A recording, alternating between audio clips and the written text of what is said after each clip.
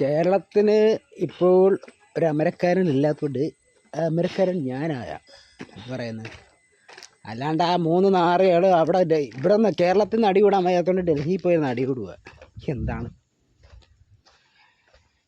നമ്മുടെ കേരളം പോലെ ഇതേപോലെ നാണം കെട്ട ഒരു സംസ്ഥാനം ഇപ്പോൾ വേറെ എങ്ങും ഇല്ല എന്ന് തന്നെ ഞാൻ ഊന്നി പറയുകയാണ്. ഊന്നി തന്നെ പറയും. കാരണം എന്ന് പറഞ്ഞാൽ ഇങ്ങനല്ല. ഇപ്പം നമ്മുടെ മുമ്പ് നേരത്തെ പറയാനെങ്കിൽ ഒരു മുഖ്യമന്ത്രി ഉണ്ടായിരുന്നു. അത് ഇലക്ഷൻ കഴിഞ്ഞിട്ട് പിറ്റേന്നെങ്കിലും തന്നെ പുള്ളി സത്യപ്രതിജ്ഞ ചെയ്ത് കയറി. ആ 10 വർഷത്തോളം ഉണ്ടായിരുന്നു. ഇപ്പം ജയിച്ചിട്ട് 10 ദിവസത്തിന് മേലായി. എന്നിട്ടും കേരളത്തിനൊരു മുഖ്യമന്ത്രി ഇല്ല. ഇതെന്തുകൂടെ നാഥനില്ല കളരിയ. പറ്റുമെങ്കിൽ നീയൊക്കെ ഒന്ന് ആ സീറ്റിൽ മുഖ്യമന്ത്രി സീറ്റിലിരിക്കുക.